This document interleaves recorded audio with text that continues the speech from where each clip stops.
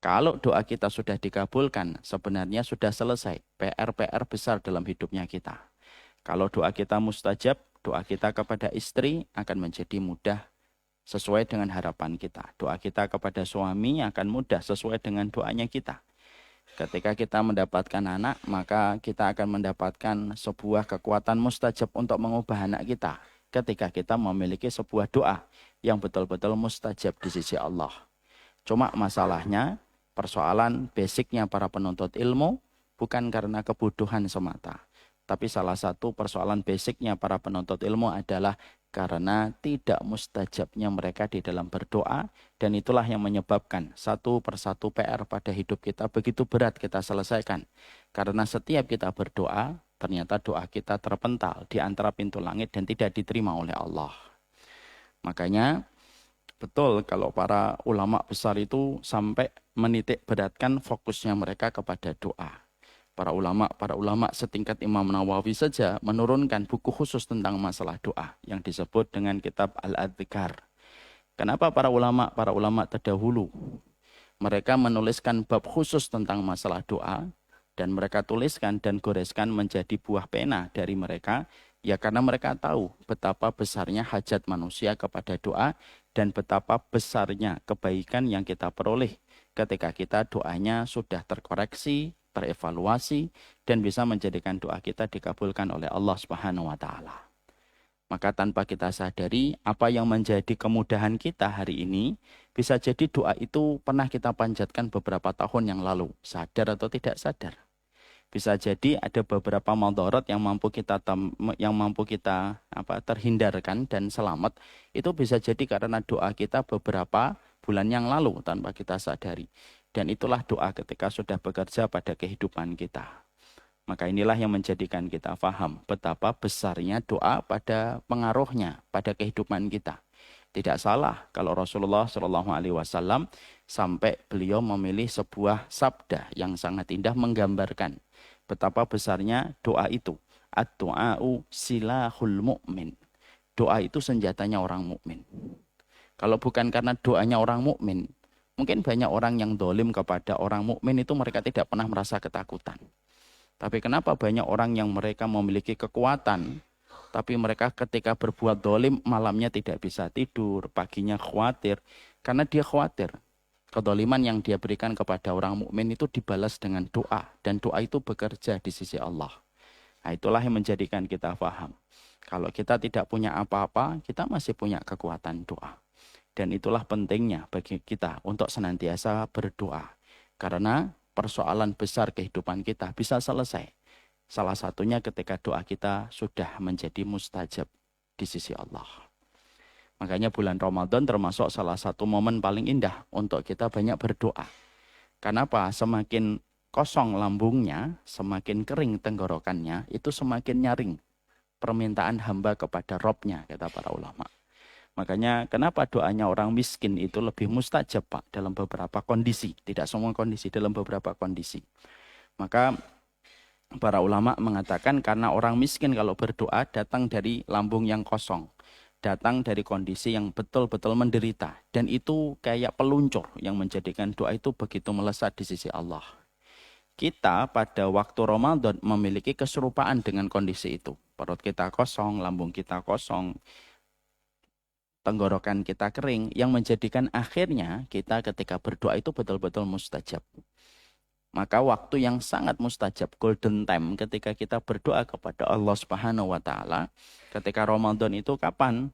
Beberapa saat ketika sebelum imsak atau sebelum adzan subuh. Waktu sahur itu merupakan waktu yang mustajab. Karena ada dua keutamaan sekaligus. Keutamaan Allah turun ke bumi dan keutamaan malam adalah malam Ramadan. Yang kedua yang merupakan waktu yang sangat mustajab. Yaitu ketika kita sedang dalam kondisi berbuka.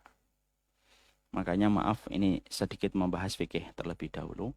Kalau pas berbuka itu, kalau kita paham bagaimana fikihnya, maka berdoa itu adalah kita makan, ketika mendengar adzan kita minum. Ya. Maka saat itu berdoa. Doanya boleh dhahabad dhama wabtalatil uruqu wasabatal ajru insyaallah.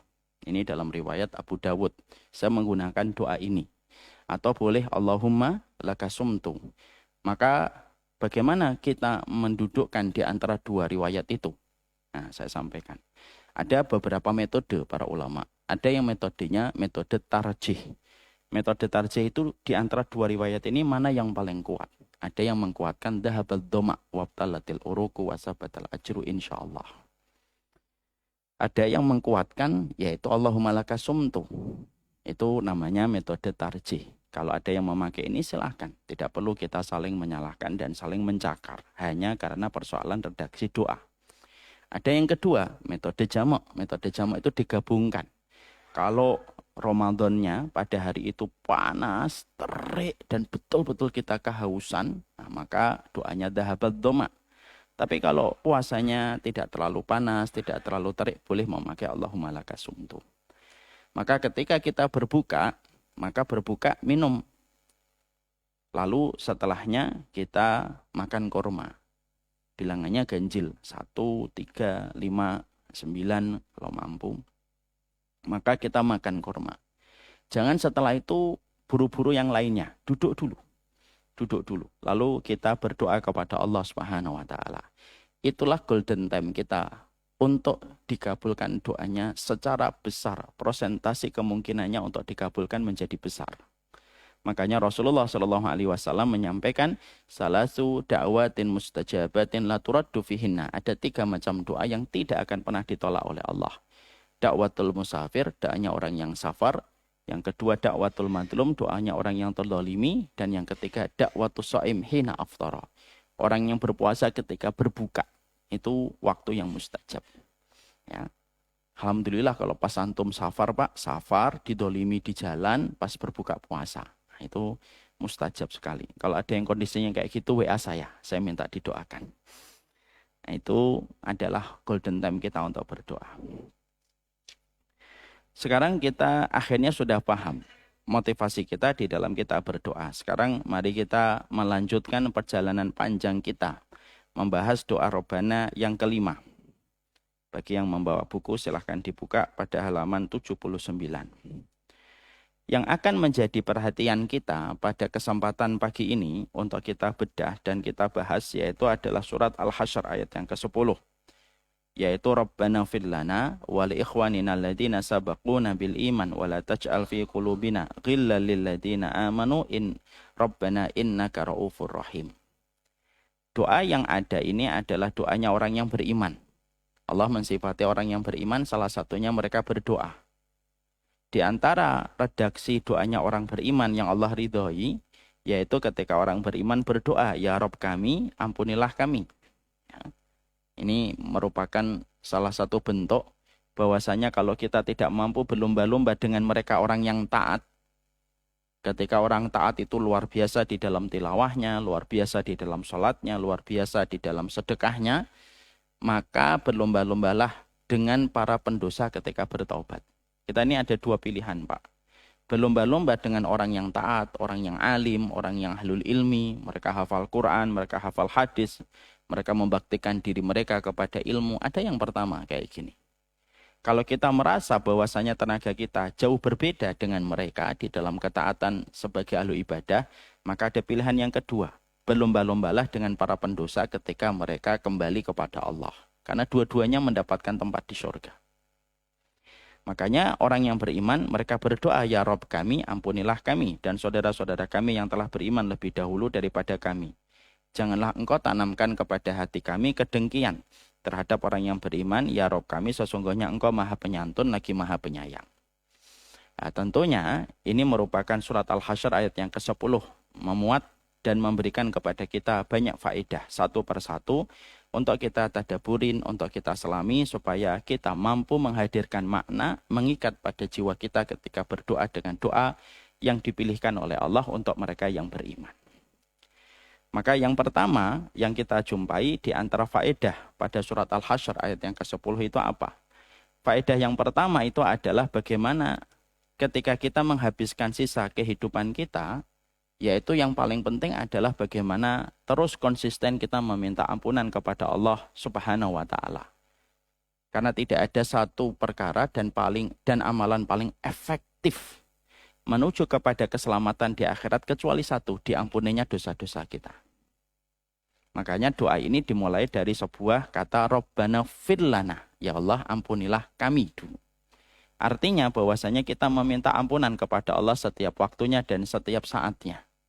Makanya kata Hasan Al-Basri, aksiru bil istighfar fi turaqatikum wa fi aswaqikum.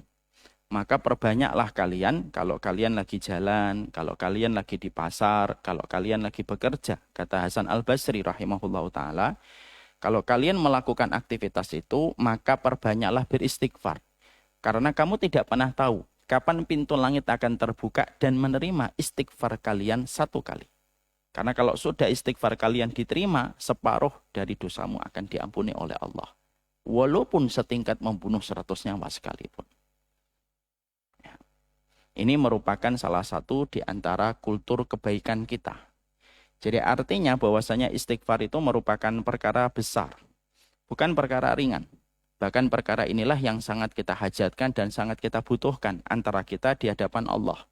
Karena manusia semakin mendekati mati sampai dia berpulang ke alam barzah, tidak ada yang dibutuhkan kecuali satu. Diampuni dosanya oleh Allah. Makanya ketika kita melakukan sholat jenazah, proses ketika kita melakukan sholat jenazah yaitu adalah fokus memintakan ampunan dulu sebelum berdoa dengan doa yang lainnya. Mari kita perhatikan doa yang kita panjatkan pada takbir yang ketiga. Allahumma firlahu warhamhu wa'afihi wa'fu anhu wa akrim nuzulahu wa wasi' madkhalahu waksilhu bil ma'i wassalji wal barat wa naqlihi minal khataya kama yunaqas thawbul abyadu minad danas wa abdilhu daran khairan min darihi wa zawjan khairan min zawjihi wa ahlan khairan min ahlihi wa takhilhu jannah. Itu panjang. Yang menarik adalah di antara deretan permintaan ketika kita melaksanakan doa setelah takbir yang ketiga pada sholat jenazah, ternyata yang menjadi top prioritas kita yang pertama untuk kita lakukan kepada si mayat itu adalah memintakan ampunan dulu. Kenapa? Ya memang tidak ada yang paling dibutuhkan manusia kecuali diampuni oleh Allah. Diampuni dosa itu sebab terbesar. Yang kedua untuk mendapatkan rahmatnya Allah. Ya, jadi sebab yang pertama yaitu beratnya keikhlasan. Yaitu fa'amma man saqulat mawazinuhu fa huwa fi 'ishatir radiyah. Jadi yang pertama untuk mendapatkan rahmat itu pahala kebaikanmu lebih banyak daripada dosamu. Ini yang pertama. Tapi yang kedua, sebab terindah seseorang mendapatkan rahmat itu ketika terhapusnya dosa-dosa yang dia telah lakukan. Kita menjumpai dan kita mendapati pembunuh 100 nyawa. Pembunuh 100 nyawa itu kalau dilihat amalnya, Pak, maka amal kebaikannya sedikit. Karena hidupnya dipenuhi dengan darah, dipenuhi dengan hitamnya dosa. Makanya ketika dia pengen bertobat pun masih sempat membunuh lagi. Pada saat dia sudah membunuh 99 nyawa, dia sempat tanya, orang semacam diriku diampuni oleh Allah ataukah tidak? Maka yang ditanya salah ngasih jawaban. Ya orang semacam kamu 99 nyawa yang sudah kamu habisi, ya tidak mungkin kamu diampuni. Ya, dibunuh sekalian. Jadi 100. Membunuh nyawa loh Pak. 100, ini tidak main-main. Karena membunuh nyawa satu saja itu sudah diancam dengan dosa kekal di dalam neraka yang artinya lama di dalam neraka seakan-akan lamanya dia mirip dengan orang yang kekal di dalam neraka. Karena orang di dalam neraka di dalam kaidah Ahlussunnah wal Jamaah terbagi menjadi 3. Ada yang sifatnya mu'aqqatah, ada yang sifatnya syibhu khulud, ada yang sifatnya khulud. Yang pertama mu'aqqatah itu yang sifatnya sementara. Orang yang beriman tetapi dosanya lebih banyak daripada kebaikannya. Tetapi selama dia tidak melakukan kesyirikan, maka masuk neraka. Tetapi ditaruh di permukaan paling atas. Ciri khasnya, kata Imam Qurtubi, sebagaimana hadis riwayat Muslim. Dia masuk ke dalam neraka, seluruh anggota tubuhnya dibakar oleh api neraka, kecuali wajahnya. Jadi wajah ini tidak bisa dibakar oleh api neraka. Inilah yang dimaksudkan di akhir surat Al-Fatih, yaitu min asari sujud. Tanda sujud itu bukan hitam di kening, tetapi tanda sujud itu ketika nanti di akhirat. Kalaupun dia Termasuk di antara orang yang dimasukkan ke neraka, seluruh anggota tubuhnya dibakar, dilahap oleh api neraka, tetapi yang tidak bisa dibakar itu wajah yang pernah bersujud kepada Allah. Nah itu Pak, jadi alasan kenapa di dalam sujud kita disunahkan untuk diperlama dan diperpanjang. Karena sujud itu simbol terbaik manusia kepada Allah dalam anggota badan. Simbol terbaik dalam anggota fisik itu sujud, Mak. Makanya dalam setiap momen-momen istimewa, Allah selalu menyuruh manusia untuk bersujud. Ya. Maka kemudian sujud itu mendekatkan manusia kepada Allah. Sujud semakin lama, semakin besar energi kebaikan yang diperoleh. Ya cuma kalau kita menjadi makmum pada sholat jamaah, ya jangan dipaksakan. Ngikutin imam aja. Jangan sampai imamnya sudah bangun Allahu Akbar, kita sujudnya masih lama banget, Pak. Imamnya salam, kita baru bangun dari sujudnya. Itu juga tidak boleh. Ju'ilal imam liyu'tamma bihi. Dijadikan imam untuk diikuti. Tetapi bagi imam, kalau mereka menjadi imam sholat, ya jangan diperlama sujudnya. Karena di belakang kita banyak orang yang butuh, ada banyak keperluan, ada orang yang sakit. Maka menjadi imam itu meringankan yang paling baik. Meringankan yang paling baik. Nah ini kedudukan penduduk neraka yang pertama. Ada kedudukan penduduk neraka yang lama di dalam neraka. Saking lamanya mirip dengan orang yang kekal di dalam neraka. Kalau dalam bahasa hukum ada terpidana mati, ada terpidana seumur hidup. Kan seumur hidup itu kan bukan berarti matinya di dalam penjara yang saya tahu. Tetapi kalau seumur hidup itu umurnya dihitung, dikurangi berapa, nanti keluar angkanya. Ada 25, ada 22, ada 21. Saya nggak ngerti cara menghitungnya.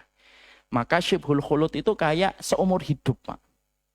Kalau yang kekal khalidina fiha, yang bagi mereka yang berbuat kesyirikan, maka sesungguhnya mereka khalidina fiha. Sudah tidak ada kata selesai dan tidak ada kata finishnya.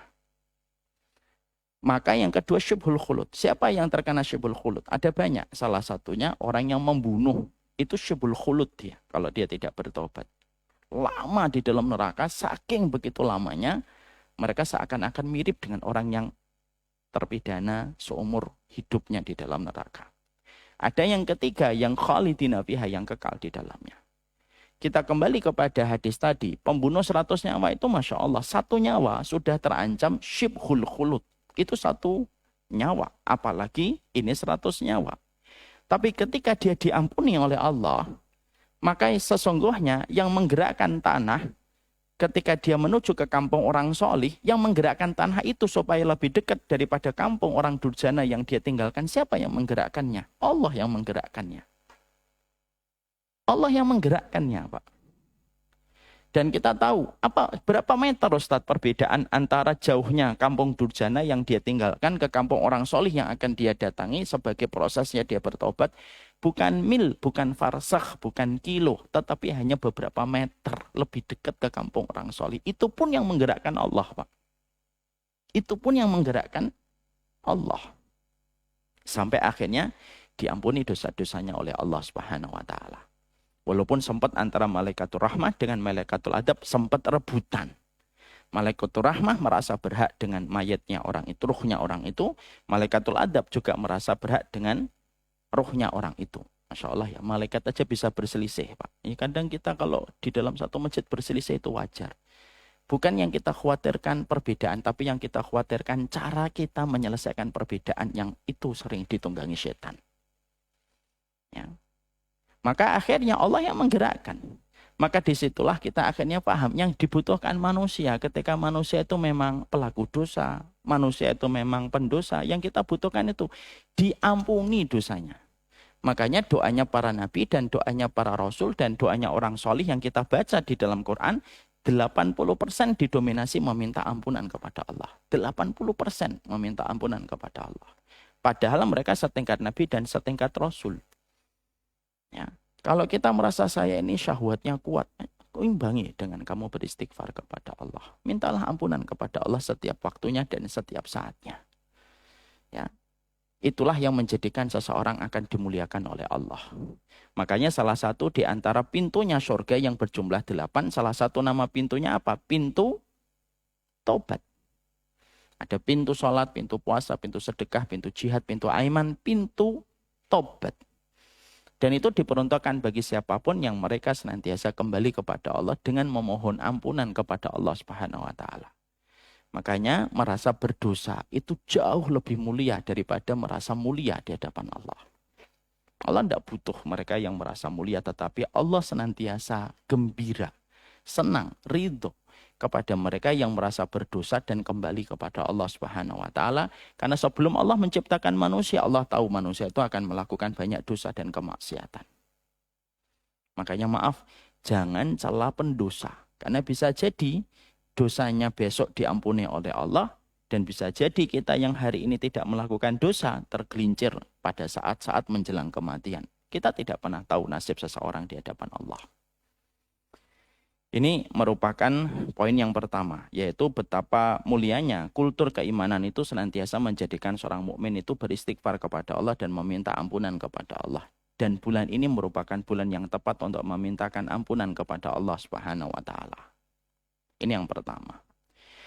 Poin yang kedua yang sangat penting ketika kita membahas surat Al-Hasyr ayat yang ke-10, yaitu adalah sesungguhnya ini menerangkan tentang pusaran orang yang beriman. Jadi di dalam ayat ini, para ulama tafsir mengatakan bahwasanya orang beriman itu terbagi menjadi tiga. Terbagi menjadi tiga di dalam kebaikan. Kita membicarakan orang beriman yang berada pada kebaikan. Yang pertama yaitu adalah muhajirin dan ansor. Ini yang pertama dan yang kedua, Pak. Makanya kita diwajibkan harus paham siapa itu kalangan muhajirin, mereka yang hijrah ke kota Madinah, siapa itu orang ansor, yang menolong orang-orang yang datang ke Mekah. Dan mereka itu telah dinobatkan menjadi generasi yang terbaik setelah Rasulullah SAW. Makanya batil dan batal. Batil akidah, batal amalan, yaitu ketika seseorang mengkafirkan para sahabat Nabi. Karena apa? Mereka merupakan generasi terbaik yang dimiliki oleh umat ini. Yaitu ketika diterangkan mereka adalah pusaran kebaikan di dalam keimanan muhajirin dan ansor. Yang ketiga, yaitu orang yang datang setelah mereka, yang mendoakan untuk diri mereka dan mendoakan untuk kalangan muhajirin dan ansor. Makanya di dalam akidah Ahlussunnah wal Jamaah tidak ada khilaf, tidak ada perbedaan. Kaum muhajirin dan ansor merupakan kalangan terbaik dan merupakan kaum yang terbaik pada agama ini. Orang yang paling tahu tentang bagaimana Rasulullah menjalankan agama dan bagaimana Al-Quran itu diturunkan, tidak ada yang paling tahu kecuali adalah para sahabat Nabi dari kalangan muhajirin dan ansor. Dan kita diwajibkan untuk mengikuti tata cara dari kehidupan mereka dan mengikuti bagaimana pemahaman mereka di dalam beragama. Ya, di dalam masalah agama dikembalikan bagaimana para sahabat muhajirin dan ansor menjalankan agama. Di dalam masalah dunia tentunya kita berkreasi dan melakukan inovasi, tidak apa-apa dalam urusan dunia. Tapi dalam agama itu merujuk kepada kalangan muhajirin dan ansor. Karena mereka lah yang paling tahu, Pak. Mereka itu saksi mata bagaimana ketika Quran diturunkan dan bagaimana hadis dijalankan oleh baginda Nabi. Padahal kita paham ya, satu peristiwa semakin banyak circle-nya, semakin banyak kesininya, itu semakin berubah dari peristiwa itu. Ini kita pakai analogi dulu. Misal ada kecelakaan di depan Pekayon. Yang selalu dicari oleh polisi itu bukan saksi telinga, tetapi yang dicari oleh polisi ketika investigasi dan olah TKP selalu yang dicari saksi mata. Pak polisi tidak akan mengatakan, mana ini saksi telinga? Tidak ada. Yang dicari saksi mata. Makanya CCTV sekarang menjadi salah satu alat bukti saksi mata. Disahkan di undang-undang, CCTV itu bisa dijadikan bukti. Kenapa yang dicari itu saksi mata? Karena saksi mata itu jujur melihat peristiwa. Misalkan ada motor tabrakan dengan motor. Nasallallahu alaihi wasallam. Maka saksi mata melihat ini yang satu kencang banget, yang satu sudah di pinggir, tabrakan, jatuh. Yang satu terluka, yang satu masih bisa bangun. Ini kalau saksi mata. Coba kalau kisah ini sudah merembet sampai orang ke-10 sudah berubah jauh. Jadi yang satu menghindari mobil, ada mobil dia belok ke kiri, lompat dia beberapa puluh kali putaran, baru jatuh. Ternyata kepalanya pecah, padahal juga enggak pecah. Kenapa bisa berubah jauh dari kisah nyata yang terjadi waktu TKP itu sedang terjadi? Karena saksi telinga itu selalu ada kemungkinan untuk nambah. Saksi telinga itu ada kemungkinan untuk menambah sedepnya omongan. Apa sih yang kita ambil dari analogi sederhana ini? Saya ingin menyampaikan, Pak, di dalam kehidupan agama, saksi mata yang menyaksikan bagaimana Quran itu diturunkan dan saksi mata yang menyaksikan bagaimana hadis itu dijalankan oleh baginda Nabi itu para sahabat Rasulullah Shallallahu Alaihi Wasallam.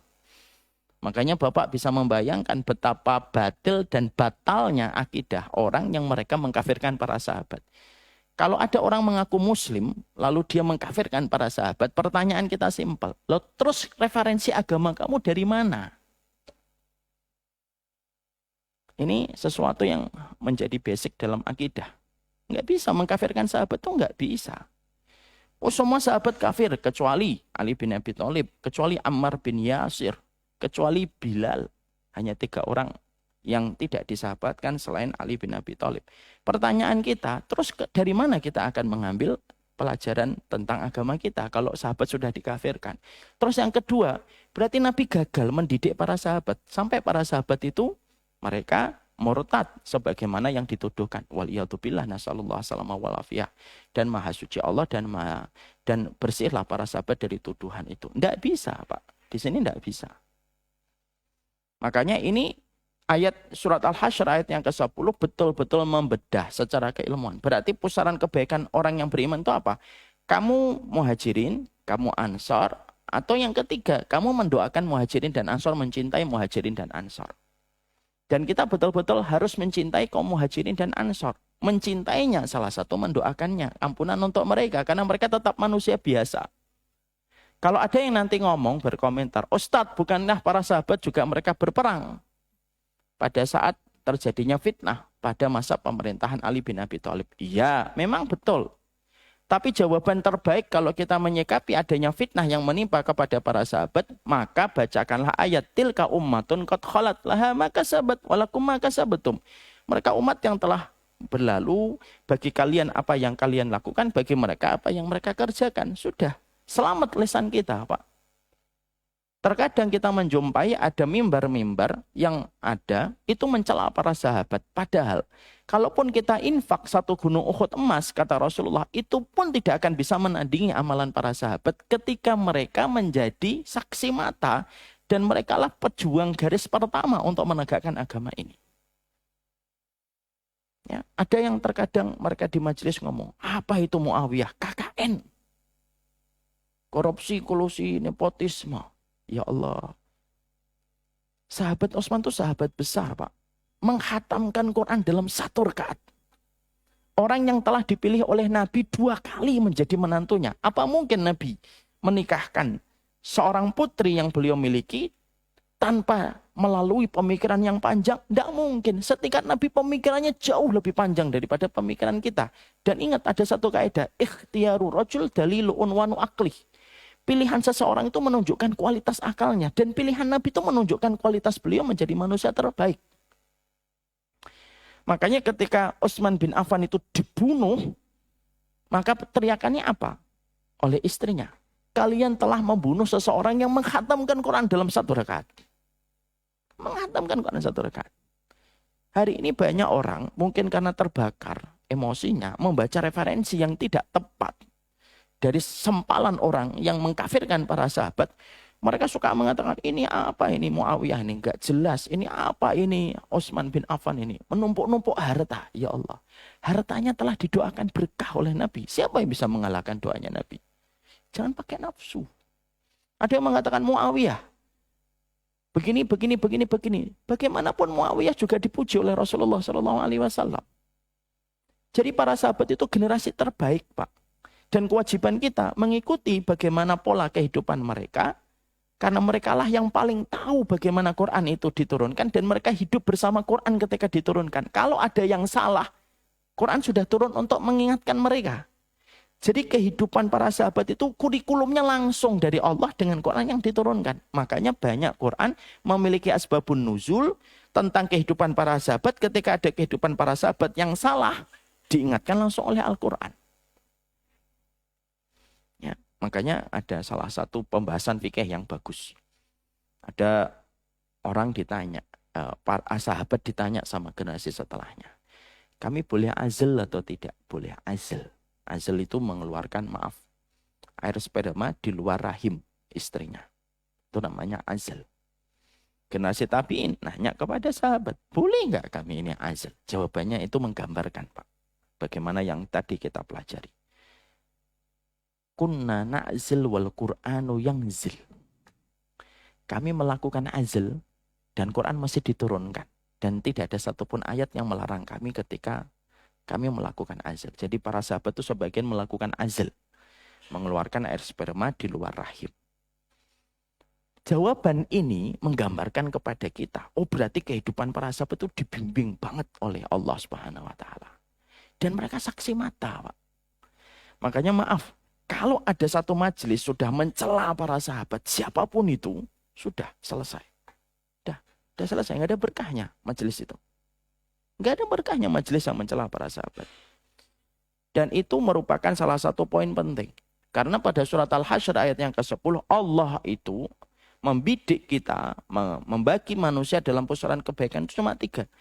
Kalau kamu tidak muhajirin, ya kamu ansor. Kalau kamu tidak muhajirin dan ansor, berarti kamu yang ketiga. Berarti kamu harus mendoakan mereka. Makanya pernah ada satu riwayat, ada orang mencela, Pak. Ada orang mencela para muhajirin sebagian dan ansor. Didatangi Ibnu Umar, putra dari Umar bin Khattab radhiyallahu anhu.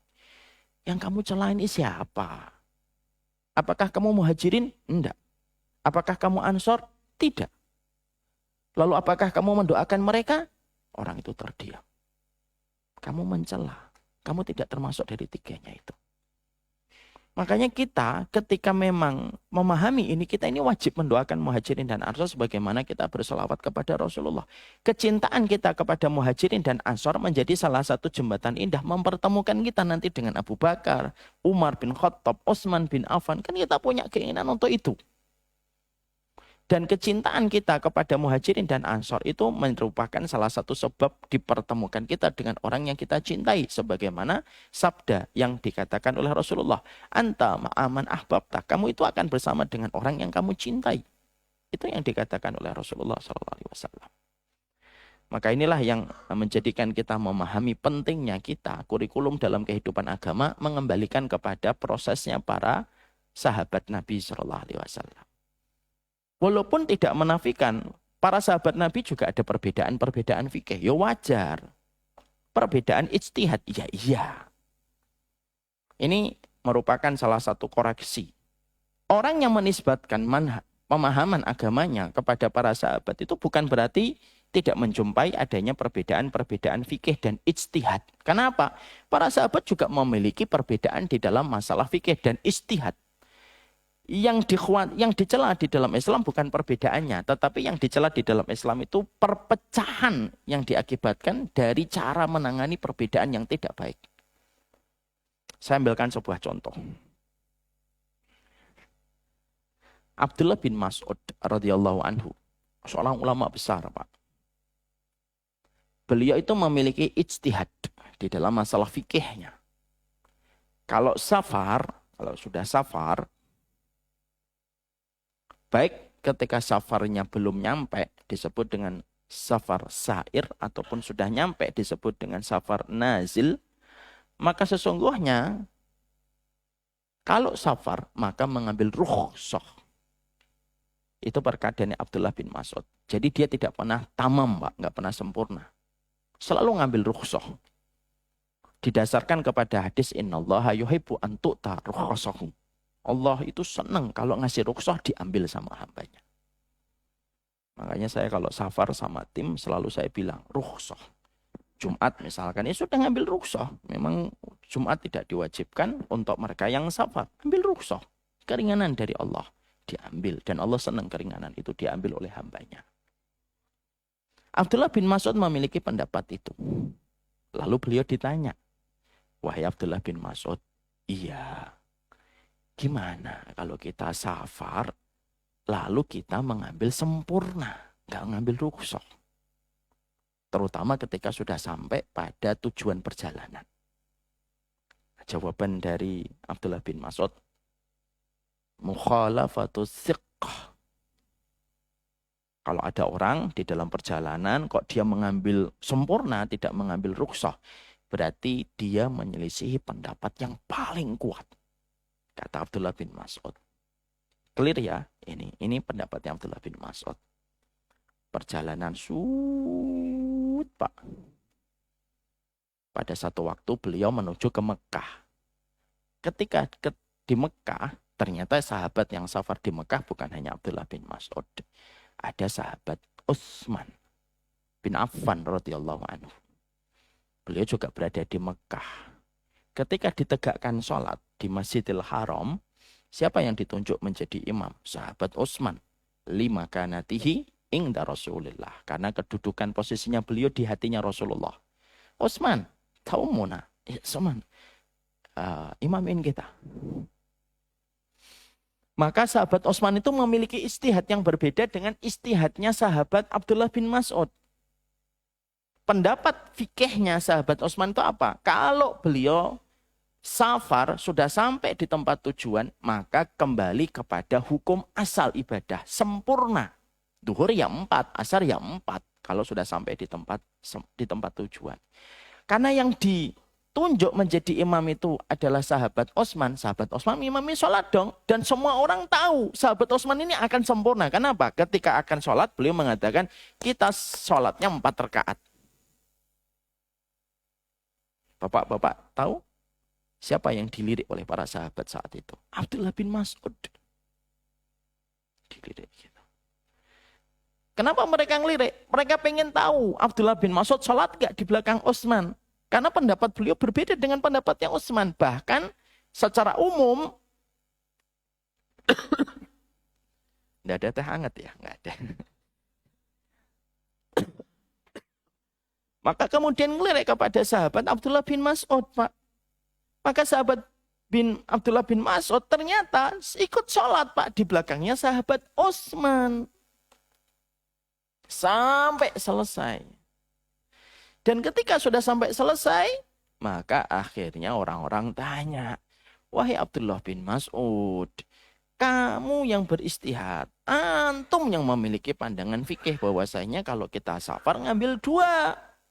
Dan kamu yang berpendapat di dalam ijtihad fikihmu kalau kita di dalam safar kok mengambil sempurna berarti menyelisih pendapat yang paling kuat. Seakan-akan orang-orang yang belajar sama Abdullah bin Mas'ud itu menanyakan kembali. Ya. Kalau dalam bahasa Jawanya apa ya? Ya diingatkan. Loh katanya menyelisihi pendapat yang paling kuat. Kok kamu sholatnya di belakang Utsman? Perhatikan. Jawaban dari Abdullah bin Mas'ud ini ciri khasnya orang beriman, Pak. Kalau nuntut ilmu. Bukan sekedar nyesatin sesat, syubhat, bid'ah, dikit-dikit wahabi. Tidak ada, dua-duanya nggak pilihan kita itu, Pak. Yang satu sedikit-dikit bid'ah, sedikit-dikit syubhat. Kalau bukan ustadznya nggak mau terima. Tapi yang sana juga wahabi, wahabi, wahabi. Sampai kapan umat ini akan disuguhi kayak gitu? Dan sampai kapan bangsa kita akan terpecah gitu, Pak? Ini suara hati seorang bapak yang punya banyak anak, Pak. Ya kalau anak-anak kita terus akhirnya dengar ini wahabi, yang sana syubhat, wahabi. Akhirnya apa, Pak? Dia lebih memilih tontonan dark joke, dia lebih memilih tontonan-tontonan ini daripada dia bingung memilih yang mana. Ya. Ustadz marah? Enggak marah saya. Cuma ini suara hati, Pak. Sampai kapan, Pak? Yang sono ngomong wahabi, wahabi, wahabi. Yang sini ngomongnya apa? Syubhat, bid'ah, syubhat, bid'ah. Tidak bisa gitu. Saya nggak masuk dua-duanya. Saya nggak mau dua-duanya. Saya pengen tawasud. Kenapa? Agama ini kalau tidak bisa memberikan kita pesan kebaikan dan kelapangan dan kebersihan hati kita kepada orang mukmin, terus di agama yang mana lagi kita bisa merasakan ketenangan di dalam kita mencintai orang yang beriman? Kalau Allah yang menjadi simpulnya kita ketika kita dihidupkan olehnya tidak bisa mempertemukan kita, terus siapa lagi yang bisa mempertemukan kita? Maka akhirnya kita kembali dulu kepada jawaban Abdullah bin Mas'ud. Al-khilafu syarrun. Beliau mengatakan apa? Perbedaan itu kalau diturutin yang bisa menyebabkan banyak ini, kalau akhirnya hanya dijaga dengan ego, perbedaan itu al-khilafu syarrun. Kalau setiap perbedaan kamu jaga dengan egomu, itu pasti akan berbuah dengan banyak keburukan dan kerusakan. Makanya akhirnya seorang sahabat Abdullah bin Mas'ud, seorang faqih, seorang alim di antara para sahabat. Enggak main-main Pak, bukan alim di antara masyarakat kita. Kalau di masyarakat kita mungkin alimnya standarnya masih standar minim Pak. Pokoknya bisa nyebutin satu ayat ya ustadz.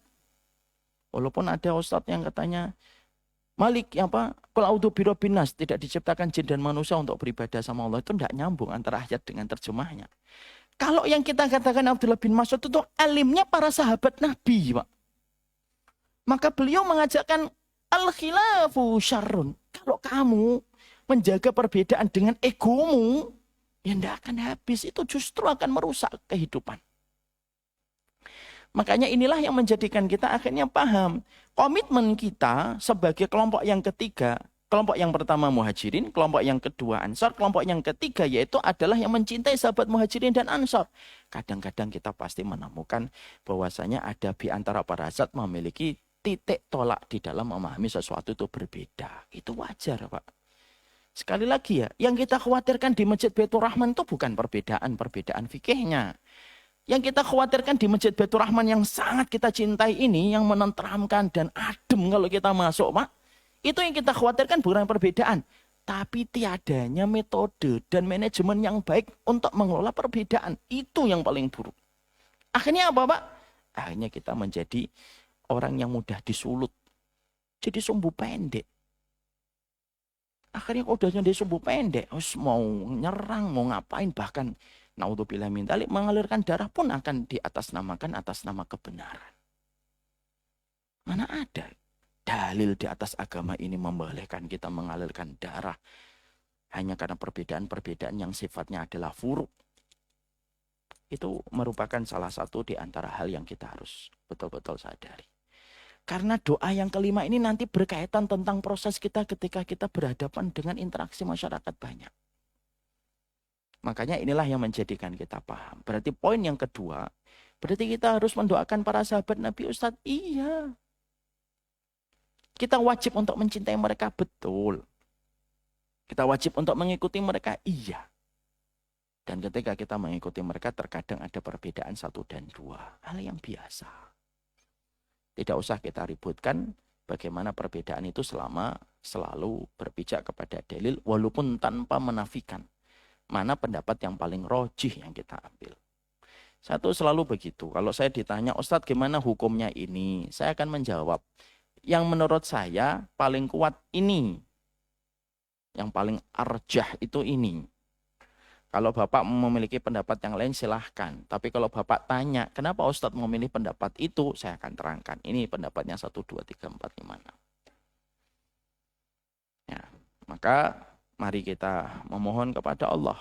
Manajemen konflik itu penting. Makanya saya meminta sama Pak Hari ini dan para pengurus, saya mendoakan khusus. Semoga selalu diberikan oleh Allah kelapangan hati untuk mampu mengelola setiap perbedaan menjadi sebuah kebaikan. Ya. Masjid-masjid banyak Pak yang sudah mulai pecah jamaahnya Pak. Mau kita ngaku atau tidak ngaku, mangga aja. Akhirnya apa? Sudah blok-blokan ngaji kalau Ustadz ini datang, kalau enggak ini pergi semua. Itu banyak di banyak masjid sekarang muncul Pak. Sedih atau tidak sedih Pak? Sedih lah. Gimana enggak sedih gitu? Pas sholat rapi Pak. Pas sholat kita enggak pernah tanya sama sebelah kita ngajinya sama Ustadz siapa. Enggak pernah Pak. Pas sholat kita enggak tanya, kamu subuhnya kunut atau enggak kunut. Enggak pernah nanya kita. Akur aja kita pas sholat. Kenapa sholat mampu menjadikan kita akur dengan orang di samping kita? Tapi Allah tidak menjadi alasan kita terbesar untuk saling bersaudara di antara orang beriman. Nikmat besar itu memiliki masjid yang bisa menjadi rumah yang kedua bagi kita. Ngobrol. Walaupun saya yakin tidak semuanya cocok, tapi setidaknya kita saling paham. Di sini kalau di Masjid Baitur Rahman tuh kalau ngobrol sudah ada orang-orangnya, Pak. Ini orang ini, Bapak ini, Bapak ini, Bapak ini. Frekuensinya di sini. Kalau Bapak ini di sini, sini. Tapi pada dasarnya tetap baik. Itu yang saya selalu merasa beruntung banget ketika mendapatkan masjid ini merupakan salah satu masjid yang dekat dengan rumah kami. Nah, semoga nikmatnya masjid ini akan terus terjaga. Ya salah satunya kita punya komitmen untuk itu. Banyak orang yang ngomong kalau tamu-tamu saya datang itu selalu komen, Masya Allah masjidnya Ustadz enak banget. Oh, antum belum tahu jamaahnya juga enak banget, saya bilang. Masya Allah. Kan jadi keluarga besar itu kan luar biasa, Pak. Dan senang banget nanti kalau misalkan ada yang meninggal, saya meninggal, disolati Pak Hari. Pak Hari tahu, oh saya tahu Umar Mita. Kalau nanti Pak Masri meninggal, kalau namanya juga kalau kita nggak mau mati. Ya udahlah Pak Dokter gitu meninggal. Ya saya kan bisa mensolati dan tahu Pak Dokter tuh baiknya kayak apa. Kalau sakit keluarga saya didatengin. Itu kan enak Pak. Dapat lingkungan keluarga itu Masya Allah nikmatnya. Dan itu juga akan menjadi dakwah yang baik sama mereka-mereka yang belum menjadi muslim. Lihat kaum muslimnya baik, rukun. Mereka juga tenang Pak. Tapi kalau melihat kita sudah cakar-cakaran, sudah saling mencela, mereka juga akan merasa bingung gitu. Kita ini sholat dengan kiblat yang sama, iman yang sama, mencintai para sahabat yang sama. Makanya di sini kan nanti akan kita bahas itu. Di akhir atau closing ayat ini itu apa? Wala taj'al fi qulubina ghillal lilladzina. Yang disebutkan oleh orang yang soleh itu apa? Ya Allah jangan engkau jadikan saya tidak membayar zakat. Ya Allah jangan engkau jadikan saya tidak sedekah. Ya Allah jangan jadikan saya tidak haji. Tidak, yang disebutkan apa? Wala taj'al fi qulubina ghillal lilladzina. Sebagian para ulama itu mengatakan, kenapa yang disebutkan wala taj'al fi qulubina ghillal lilladzina amanu? Karena terkadang ghil itu mengalahkan dosa-dosa yang tadi kita sebutkan. Kita baru poin yang kedua. Jadi manusia dalam pusaran kebaikan iman terbagi menjadi 3. Muhajirin, Ansor, dan orang beriman setelahnya. Itu yang kedua. Yang ketiga, apa yang ketiga di dalam surat Al-Hasyr ayat yang ke-10? Yang ketiga, inilah yang akan menjadi pembahasan kita pada kajian kita setelahnya. Sudah ngelewatin masa syuruk dan kelihatannya panggilan alam sudah memanggil sebagian dari bapak-bapak. Ya, panggilan alam itu ke WC. Jadi saya kira panggilan alam ini sudah menjadi sinyal ya, dari sebagian bahwasanya majelis ini sudah dicukupkan. Ini yang dapat kita pelajari. Kita baru pembahasan 2 poin pada surat Al-Hasyr ayat yang ke-10. Jadi insya Allah Pak, kalau setiap doa bisa 3-4 kali pertemuan, mintalah kepada Allah panjang umur supaya kita. Tuh. Pak Masri itu baru datang tuh.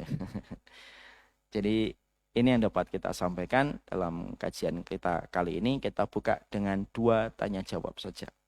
Karena tidak ada sarapan ya hari ini ya Masya Allah. Yang mengadakan sarapan pagi ini dosa besar. Jadi waktu itu bisa mengubah hukum. Sarapan, menyediakan sarapan sebelum Ramadan pahalanya besar. Menyediakan sarapan Ramadan dosanya besar. Ada yang mau bertanya saya persilahkan. Ya Pak Ujang. Masya Allah. Ustadz kita tadi malam. Ya Allah.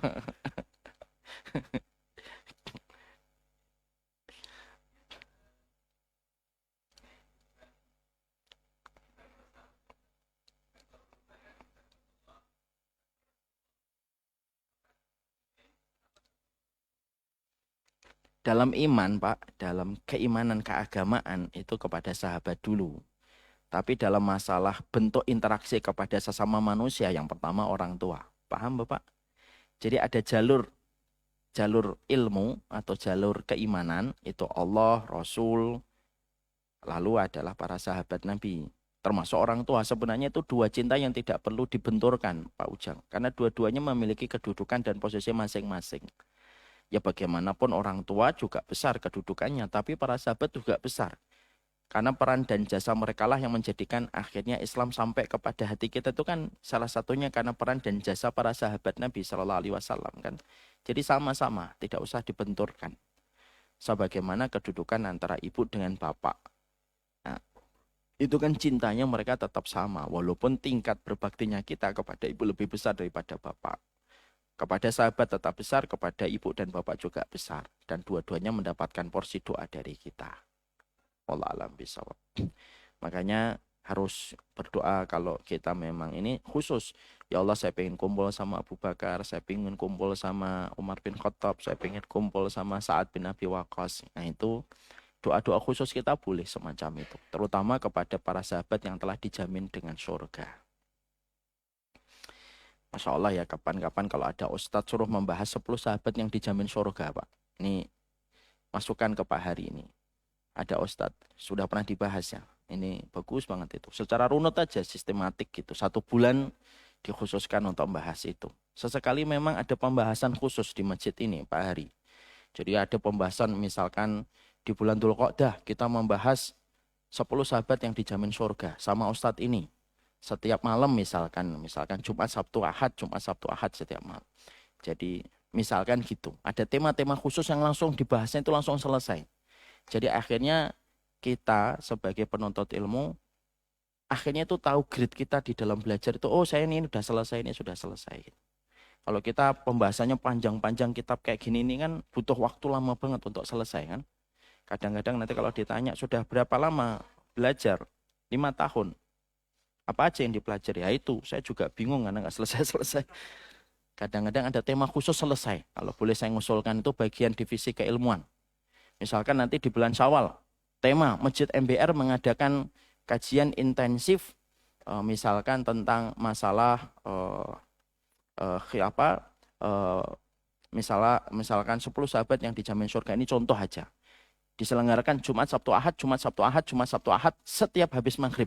Selama bulan Syawal. Selesai kasih. Ada buku diktatnya nih terus dikasih. Jadi, 10 sahabat sudah selesai. Oh, ini tema ini sudah selesai. Saya pingin nanti pas di bulan Dzulqa'dah membahas surga. Jumat, Sabtu, Ahad. Berarti kan 3 kali 4, 12 pertemuan. Jamaah akhirnya bisa tertarik datang secara runut. 1 bulan selesai. Oh, saya sudah mempelajari surga. Di mana? Di Masjid Baitur Rahman 12 pertemuan. Oh, nanti di bulan Dzulhijjah. Oh, membahas tentang kisah kehidupan Nabi Ibrahim detail. Yang detail nggak cuma menerangkan tentang Nabi Ibrahim menyembelih Ismail. Maka setiap dari kita harus punya mengorbankan Ismail kita. Itu kan sering khutbahnya berulang-ulang gitu. Kita bahas detail nih. Nabi Ibrahim dan Ismail detail gitu. Pada waktu di bulan Dzulhijjah. 12 pertemuan. Selesai setiap Jumat, Sabtu, Ahad habis maghrib sampai Isya. Jadi orang akhirnya Pak selesai itu runut dia belajar itu. Runut sistematik. Selesai akhirnya paham mana yang sudah dipelajari dan mana yang belum.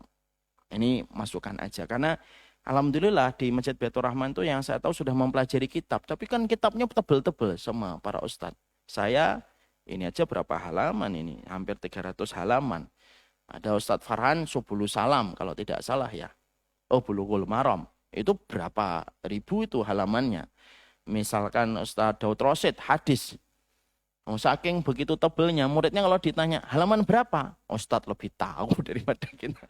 Itu kan jawaban klasik gitu. Makanya kita tidak apa-apa itu tetap dilanjutkan. Itu kultur yang baik, sudah runut, sistematik itu sudah baik. Tapi membahas satu tema yang langsung selesai itu kadang-kadang menarik. Dan saya belum pernah melihat ada masjid yang betul-betul mengadakan itu. Ini saran saya.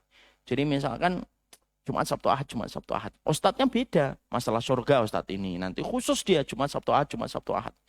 Kasnya masjid kan gede banget Pak. Ratusan juta. Harus habis untuk ilmu. Supaya apa? Fungsinya masjid itu mencerdaskan kehidupan umat. Supaya umat itu paham. Ini masukan dari warga. Ya diterima alhamdulillah. Nggak diterima ya semoga diampuni yang tidak nerima. Barakallahu fiik. Paham Pak Ujang? Tidak ada lagi? Enggak, Pak.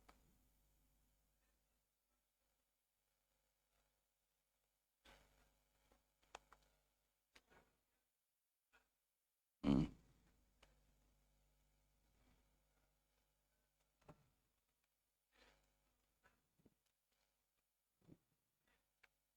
Wah, kalau nerangkan itu banyak, Pak. Tapi saya akan simpulkan dari perkataan yang sangat dahsyat. kami ketika berperang melawan Romawi dan Persia adalah kaum yang mengharapkan kematian berperang dengan kaum yang mengharapkan kehidupan. Sa'ad bin Abi Waqqas radhiyallahu anhu. Orang yang takut pada kematian sejatinya dia mati. Orang yang lapang dengan kematian sejatinya dia hidup. Dan orang yang mereka mengharapkan kehidupan sejatinya dia mati. Motivasi hati itu paling pertama di dalam berperang yang dilakukan oleh para sahabat Nabi. Makanya akhirnya ketika akidah mereka sudah kuat, mereka diubah oleh baginda Nabi. Dari kaum penggembala kambing menjadi kaum yang terpilih dan menjadi kaum yang terpimpin, Pak. Ketika dalam waktu sekejap, Persia rontok, Pak. Romawi juga rontok. Padahal beberapa tahun sebelumnya, mereka itu masih tidak tahu siapa ini Muhammad dan siapa ini penggembala-penggembala kambing yang menemaninya. Tapi itulah kekuatan iman, Pak. Makanya kalau ditanya, ya strateginya itu, maka lebih baik bertanya sama ustadz-ustadz yang detail tentang masalah sirah. Tapi kalau saya melihat salah satu kekuatan besarnya diucapkan dengan quote yang pernah disampaikan Sa'ad bin Abi Waqqas radhiyallahu anhu. Dan perkataan itu masih relevan hari ini untuk kita dalam kehidupannya. Siapapun yang mulai menerima konsep kematian, maka sejatinya dia hidupnya tenang. Tapi siapapun yang mengharapkan kehidupan, sejatinya dia sudah mati, Pak. Akhirnya apa? Tidak bisa tidur, gemetar, dan lain sebagainya. Kita makanya, Pak, di dalam para ulama itu ngomong satu kata yang bagus. Kalau kita sudah di usia 40 tahun, apa yang harus kita lakukan, Ustadz? Ada banyak, Pak. Kapan-kapan dibahas secara khusus. Tapi salah satu poin yang pertama itu apa? Berdamai dengan kata kematian. Berdamai dengan kata kematian. Artinya kita harus mempelajari kematian dari sudut pandang ilmu yang benar, berinteraksi dengan benar. Karena kalau kita sudah benci kematian, Pak, ya justru kita mati, ya kan. Nah, itu yang menjadi salah satu pembahasan. Orang kalau sudah di atas 40 itu akan mendengar kata mati terus. Temannya masuk ICU, temannya masuk UGD, teman ini SMP meninggal dunia, itu terus kalimat yang akan kita sering dengarkan kalau sudah di atas 40.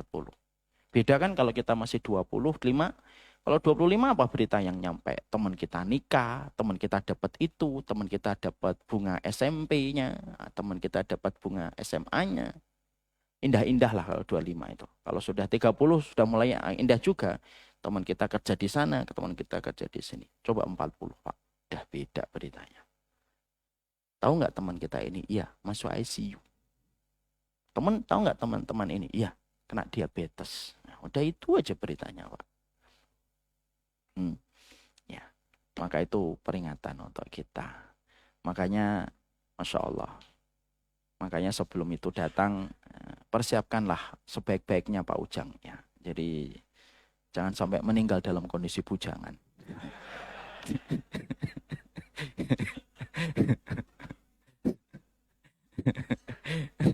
Loh, ini kan buah dari kebaikan. Harus memperhatikan saudaranya kan gitu. Karena meninggal dalam kondisi bujangan itu beda dengan meninggal ada tetesan air mata seorang wanita yang melepasnya dengan keriduan. Masya Allah. Jangan suruh ngulangi, susah saya ngulangi itu tadi. Barakallahu fiik. Ada lagi? Cukup ya? Alhamdulillah. Barakallahu fiik. Semoga Allah memberkahi kita, memberkahi tilawah-tilawah yang kita lakukan. Dan nasihat untuk diri kami secara khusus self reminder dan untuk semuanya. Kalau tiba-tiba kita ngedrop semangatnya, ambil air wudhu, istighfar, sholat taubat. Kenapa? Tidaklah lambatnya satu ibadah kecuali karena dosa. Ditebus dengan taubat kita kembali kepada Allah.